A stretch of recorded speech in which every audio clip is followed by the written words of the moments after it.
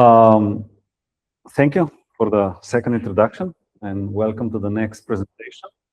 So now I'm going to talk about not just about the black carbon, but the whole carbonaceous aerosols. So for this, you need to actually put another instrument to the table, which is the total carbon analyzer, and using the information from both, so from the accelerometer and the total carbon analyzer, can really give you the insights of what is going on for the full PM 2.5, let's say, information. So I'll start with the same slide that I used before, where I would like to state again, if you want to control fine particulate matter, so PM 2.5, you need to control the carbonaceous aerosols. It's 50, 60, 70% of all PM 2.5. And to do that, you need to have some sort of network, dense network of instruments that tells you the amount of carbonaceous aerosols, but also the sources of it. And then you can, or the authorities can mitigate or have target measures towards different sources. And then when you measure it again, you can actually check how efficient these measures are. So that means that now I'm going to talk about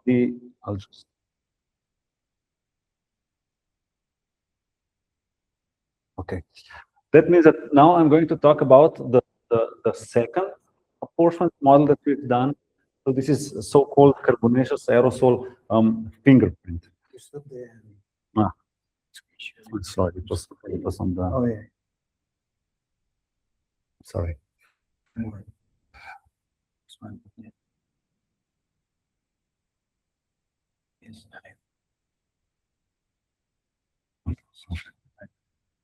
Okay. Okay. So first of all, why online measurement is somehow better than this offline? In Europe and around the world, these organic carbon and elemental carbon measurements are well known, well established. And this is done in a way that you have samplers, 24-hour samplers, high volume ones or low volume ones. You collect samples for each day or for every third or sixth day. And then once certain period is done, you bring the samples to the lab where you do the OCEC analysis. By that, you get, of course, trend measurements in a sense, over the years what's happening, but you're not really knowing what's happening each day or, each so parts of the day. So that's why OCEC measurements it's okay, but our focus is to have online, more real-time measurements, because this is something where you get the information right away and you can act right away. So with real-time monitoring, you can, of course, detect pollution events, dynamic air qualities. You have high time resolution instead of 1 day. So 24-hour average, you have 10 minutes, 20 minutes averages. By not moving sample from one location to the lab, you minimize the sample contamination. And because it's automated, it's also more cost efficient. So idea is to come from this. This was one campaign that we've done in Paris. So 24-hour samples. So from this to this. Yeah. So I don't know if you're familiar really with OCEC measurements. OCEC measurements, it's done in a way that when you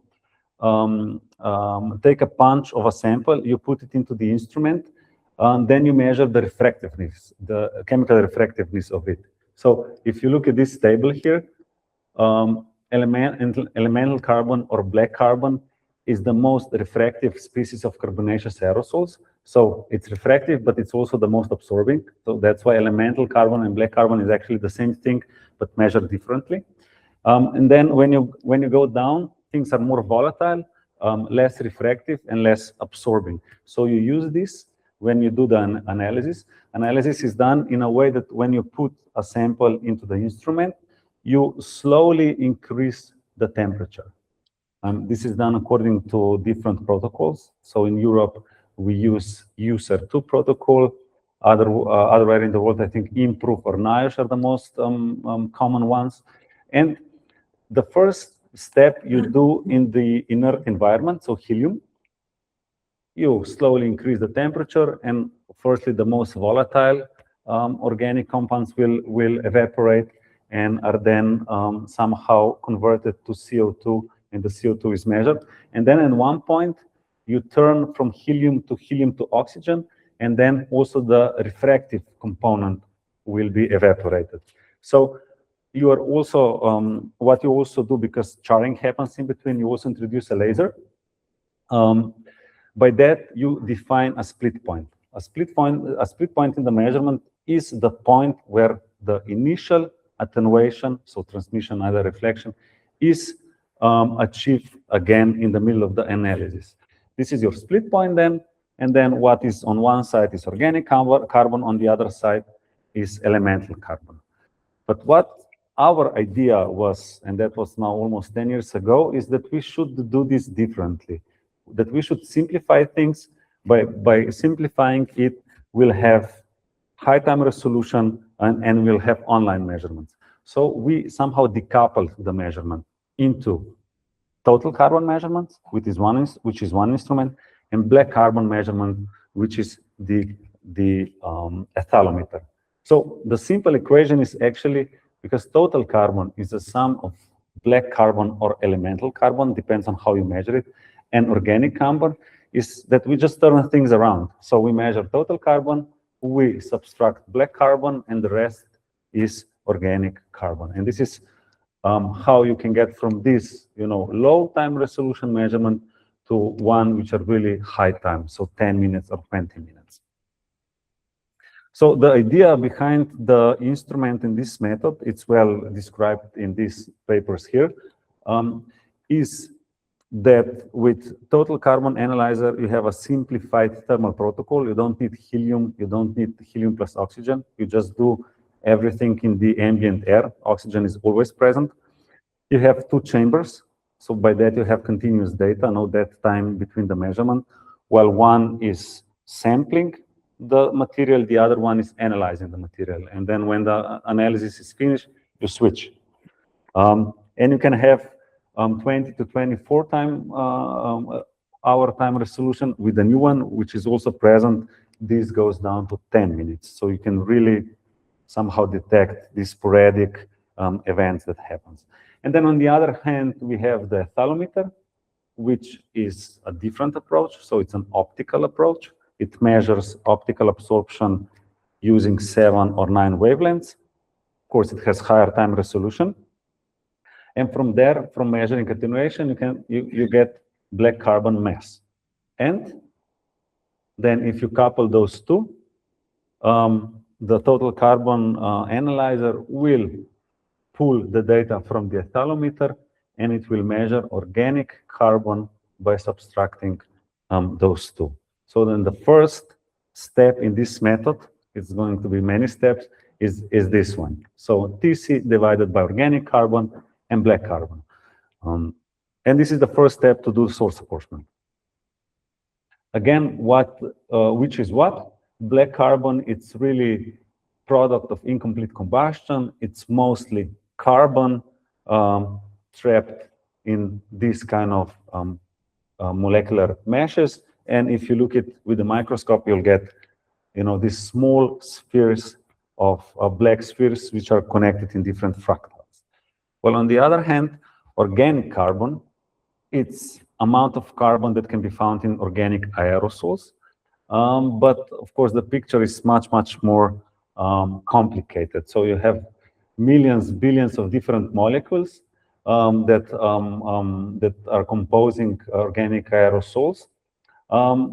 But, just measuring carbon out of it, it will give you amount of organic carbon. So, the ratio between those two will tell you something about the source. For example, if you have diesel exhaust, these two will be, 1 to 1, while if you have biomass burning, especially smoldering, this will be 1 to 10, 1 to 100. So a lot less black carbon than organic carbon. Again, back to the scheme.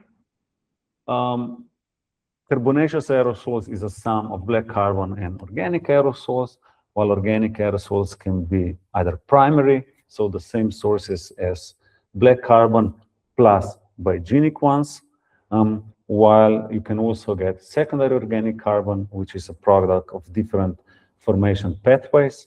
The most known are the daily ones, so the photoxidation using the volatile organic compounds plus oxidation with ozone photoxidation, or you can have some nocturnal processes which are usually connected to high relative humidity and NO3 as radical. Of course, this is really simplified just to get an idea. If you open the instrument, which is placed outside on the table, you will see that there are two chambers or two branches of the instrument.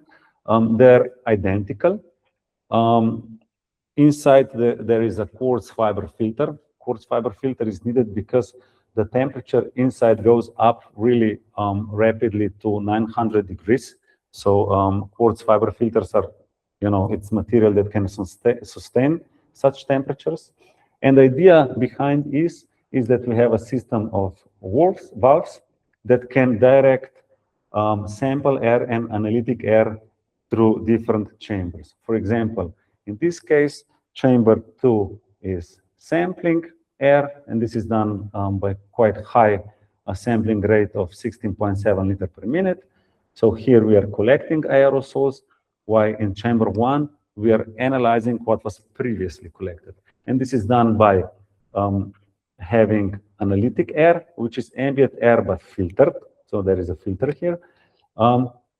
Within the analysis, we increase the temperature really rapidly up to 900 degrees.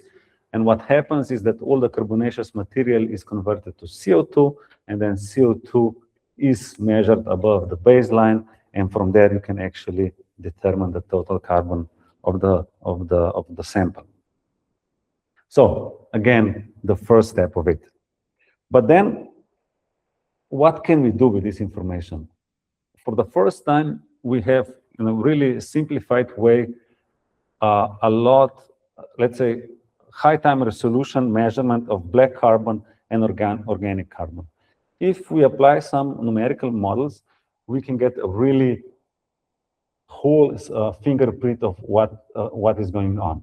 And I'll slowly go through. So this was a paper that we've done in 2022 in collaboration with South Coast Air Quality Measurement District in LA. And it's an offline thing. You can also put it in online mode, but then I will also present a simplified version of it. But I'll go slowly. So the first step is, as I mentioned, the distinguishment between organic carbon and black carbon. And then the second step is just using the ethalometer model, which is already integrated in the ethalometer. By that, we get black carbon from two sources, fossil fuel and biomass burning, and I'm showing the same seasonal pattern as I did before. Then we apply again with the ethalometer brown carbon model.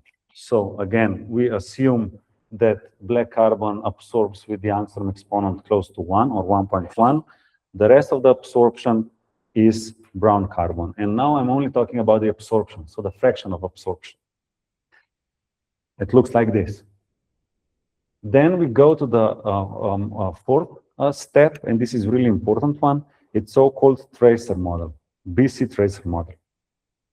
The idea behind this model is that black carbon, because it's only primary, it's a primary origin, comes from combustion only, it cannot be formed in the air, is connected to the primary organic carbon if we neglect biogenic sources. So this is one thing. So the idea is that we assume different OC to BC primary ratios. And then in the algorithm, we try all of them, like from being 0 to being 15, but then we correlate it to secondary organic carbon, because primary organic carbon and secondary organic carbon are not correlated. And where we find the minimum, in this case, it's here. This is our ratio. And then we use this ratio to calculate primary organic carbon and secondary organic carbon. Okay, and we can do this the same for the absorption. We can do this the same for a brown carbon absorption. So brown carbon can be, again, primary or secondary. And this is then the fifth step. And then, of course, we need to convert from absorption to mass. So OC to OA conversion. We use different ratios, POA to POC and SOA to SOC. And the last step is that we apply MAC values. So mass absorption cross-section for black carbon, which is well known, 7.7, and then MAC values for primary brown carbon and secondary brown carbon. So at the end, with these quite simple numerical models, in real time, we can get carbonaceous aerosol fingerprint, which consists of black carbon coming from two sources, but also from absorbing and non-absorbing primary organic aerosols and secondary organic aerosols. And this is all well described in these papers. But if we put these models into the action, for example, this was done in two-year campaign in LA. You know, here we have the measurements, two-year measurements of black carbon and TCA in central LA. So this is in the central of the city, and one was done in at the riverside. So this is somehow a source measurement site, and this is somehow a receiver measurement site. And what we got, so the first step is only to put the black carbon and total carbon into diurnal profiles for different seasons. And the first thing that is, you know, that catches our attention is that the peak of total carbon is displaced more towards the middle of the day than the peak of black carbon. So when we applied this, the picture was revealed. So we know what's going on. And for example, in summer, we have this, of course, peak of traffic, which is connected to primary organic aerosols, which are not non-absorbing, but this also produces a lot of VOCs, so volatile organic compounds, which are connected to traffic. And then LA, of course, has a lot of sun power, so sun radiation. These volatile organic compounds are then forming secondary organic aerosols in the midday. So this actually, as you can see, brings most of the mass, PM2.5 mass in LA. It's not primary formation, it's secondary formation. While in the winter, the picture is different. People still use some biomass burning for household heating. That means that some primary organic aerosol, which is brown, it's formed, but also secondary organic aerosols, which is brown, it's also formed. And when we looked at the literature, we somehow got a connection from a precursor that goes into the air when you do biomass burning combustion. It's catechol or a nitrocatechol, and during the night, where you have higher relative humidity, lower temperatures, this will also produce some of the secondary organic carbon. And when we did different validations of our model so this is POC and secondary organic carbon to NOx. NOx is a nice tracer for the primary organic carbon and black carbon. You see that it's really nicely correlated with primary, while ozone, it's nicely correlated with this secondary peak in the midday. And again, if you look at the ultrafine particles, you'll see that ultrafines have two sources. One is traffic, but then also midday, it's secondary formation, which is well seen with our model. But the beauty of it is that we can compare different cities. And by comparing different cities, you can also see that different measures are needed to increase or to make air quality better. For example, LA, and this is for the whole season, of course, the different seasons will have different picture. Most of the mass So 60% of the mass, or even 70% of the mass, comes from secondary organic aerosols. So the target source are actually not particles but VOCs in this case. While if you go to European cities where especially winters are still cold, and still a lot of people, especially due to this energy crisis that is happening now, people still use biomass for household heating. The most of the problem comes from primary emissions, especially from biomass burning. And once you compare these fingerprints, you see why your PM2.5 is increased, and why is it increased in summer, and why is it increased in winter. What we did then is we actually updated this model, which I just showed, by using a different BC tracer model. So what we used is the ethalometer model, which is already used, and I explained it many times today. And then we used a BC tracer model for both components. So not just one number, not just one OC to BC primary ratio, but one ratio for fossil fuel, so OC to BC fossil fuel, and one ratio for OC to BC biomass burning. And then you have a 2D function, and then what you need to find is a common minimum for both branches of the primary OC to BC. And what you see is that actually this minimum is of course different for biomass burning and fossil fuel. While biomass burning is around 5, this one stays around 1 as we did it before. So now, if you put this into the model, you'll see that the fingerprint is a bit different.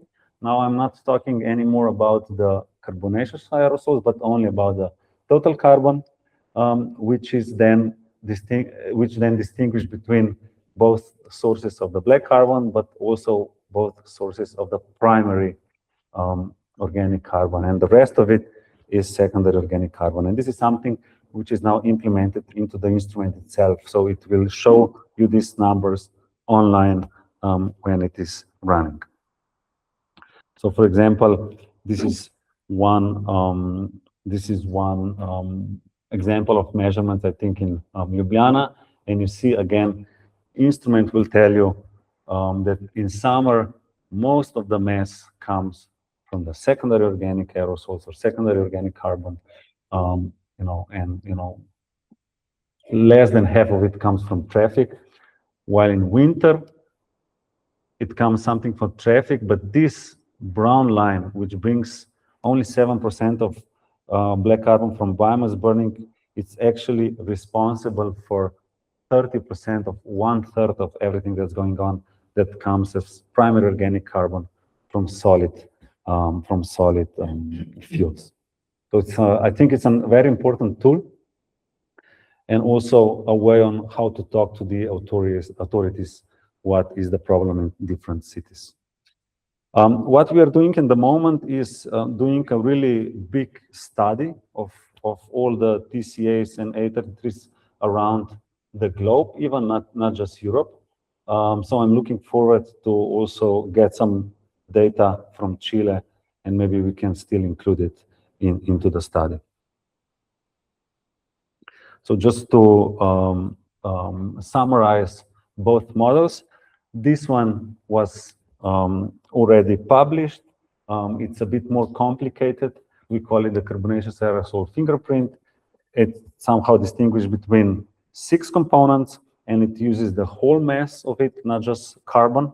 While this one, on this side, it's a more simplified version of it, only separates different total carbon fractions, and it can be automated, and it's already included in the TCA. So this is something that we're going to look later in the afternoon, how these graphs are can be found on the instrument and can be directly downloaded for further analysis. So with that, I would like to thank you again. If there are any questions, please let me know.